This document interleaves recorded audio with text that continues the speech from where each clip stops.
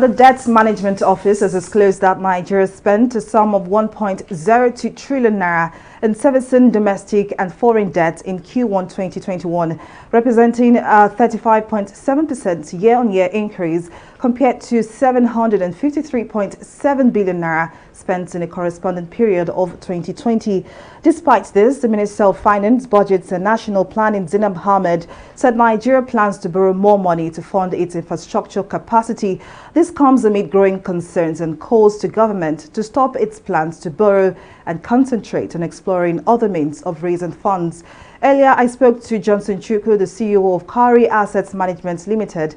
I began by asking him if there is any justification for government to incur more debt. I will start by saying when the federal government says the borrowing is justified, we have to put it in context. Probably if you are referring to 2020, when the government had to borrow massively as a result of COVID-19, we could say it's relatively justified because most countries went into expansionary fiscal policy arrangements to cushion the impact of COVID-19 on their economy.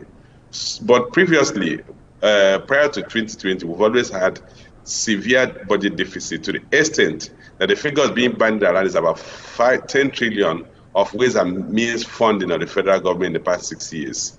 So that means the government has been borrowing not just from the debt market, but also from the central bank.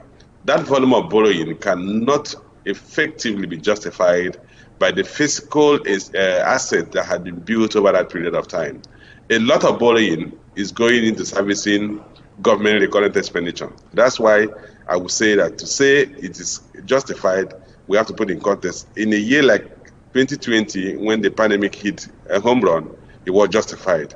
Previous years, I doubt if it could be justified by infrastructure development. In what ways do you think the government can curb its increasing need to borrow? It is a duty of the government to drive economic growth and economic diversification.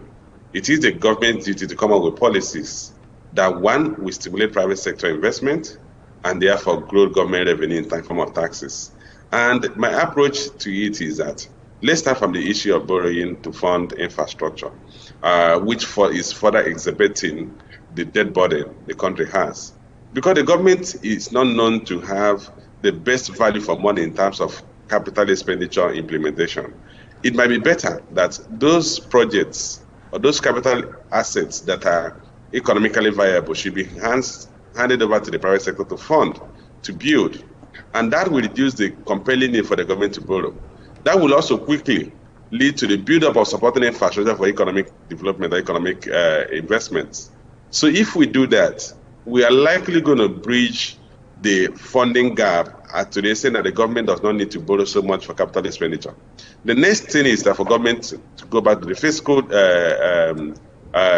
guidelines that govern implementation of the budget, particularly the Fiscal Responsibility Act, and ensure that the government recorded expenditure is limited to its revenue. That was Johnson CHUKWU, the CEO of COWRY Asset Management Limited, speaking on government's plans to borrow more despite spending the sum of 1.02 trillion naira in debt servicing in Q1 2021.